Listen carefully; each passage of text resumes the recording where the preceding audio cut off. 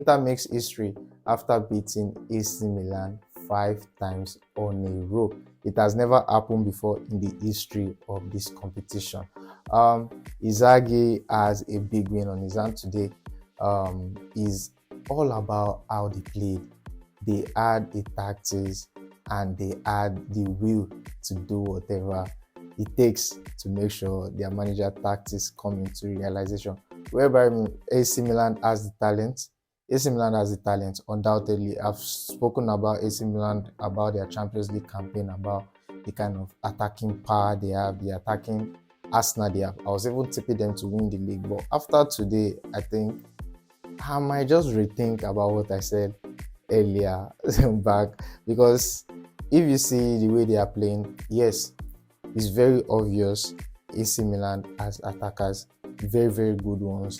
But when you have a team like Inter Milan that will play with 5 midfielders, they very automatically block your midfield and they are doing everything it takes to maybe just tactical foul, just to frustrate your midfielder so that that ball don't go into attack. Because when it gets to the likes of like Giroud, Rafaelia or Christian Pulisic, they know they can halt them defensively. So they just block the supply and they bombard you with their midfielders know how to go out in attack form and to come back. If you think of players like Chananulu and Mkhitaryan, those guys are basically tens. They are attacking midfielders that can do the work of a central midfielder.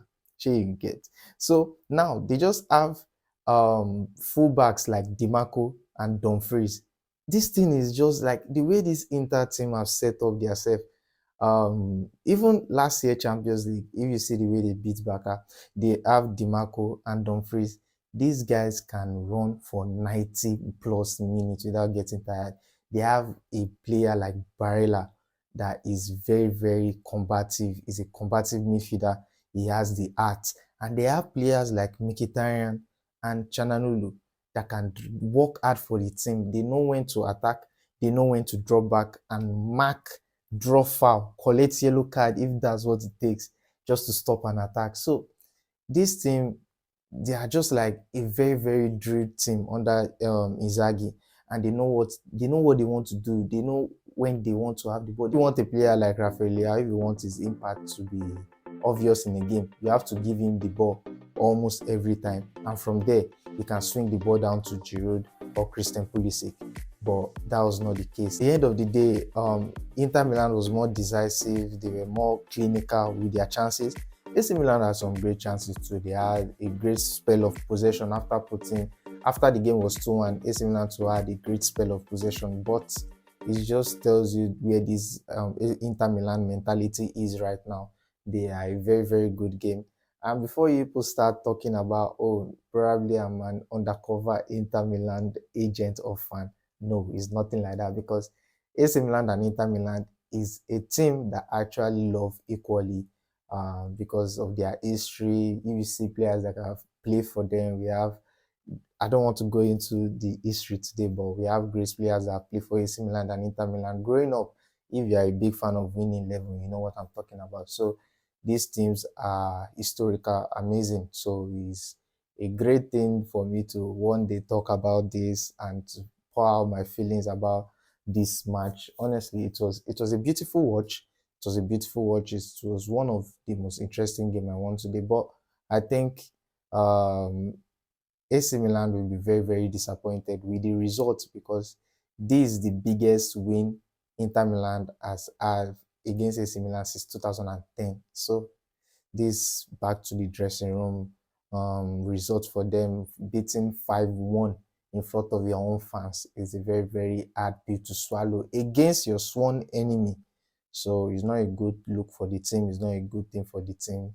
I really want AC Milan to be back out there in their next game, doing what they know how to do best, playing their beautiful attacking football. That was not all that happened in Italy. We had a game where Juventus beat Lazio. So I will always send you guys back to my previous video, because I'm always spitting facts. If you go back to my previous video, because I spoke about how this season is going to pan out, I made a prediction of this season, Seria, how it's going to pan out. I didn't mention Lazio on purpose in my video. I didn't mention Lazio. It was not a mistake. I didn't mention Lazio in my top four because of what we saw today. A team like Juventus just went past them like it's nothing. A team like Juventus going into this game, they had problem scoring. If they can score Lazio so easily like this, and Lazio could not even pull up a fight, it just shows you that Lazio is not where they used to be. I said it that when you lose players in defense and in midfield, most especially a big player like Milinkovic Savic, you have to replace him with another player that can actually do the job, not just buying scrappy players and think you are going to go by your other Italian giants. You think you are not in the same level again because Milinkovic Savic is a guy that can actually do everything. He can play. He can. If that guy play as a striker in a season, I'm sure he's going to score 10 goals. Sincerely, that's how good he is. When you lose a player as potent as that, as important as that, you have to replace him with another big name. So he didn't sign any big player. He left a vacuum in the team, and we see they are finding it hard to score because sometimes when Immobile don't turn up, Milinkovic Savic used to turn up. So when we don't have a player like that for them, this the kind of result we are going to see. Honestly, they were beaten 3-1 by Juventus. Kudos to Juventus. I already said it this season. They are going to Champions League next season because they don't have any work to do with the European ban.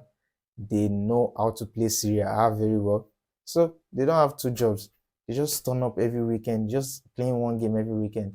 Seriously, they are going to Champions League next season. And we had the last game for the day in Seria top flight, Girona against Napoli, whereby Girona almost stole 3 points away. But Raspadori and Politano said no, let's share these points. Let's just take it 1-1, guys, and Girona accepted. So that's all for today. If you are into Seria match, if you want more Seria content like that, let me know in the comment section below. I really love talking about them because me myself, I'm a big Seria fan. Ciao, guys. Thanks for watching 22 Podcasts. Please don't forget to like and subscribe.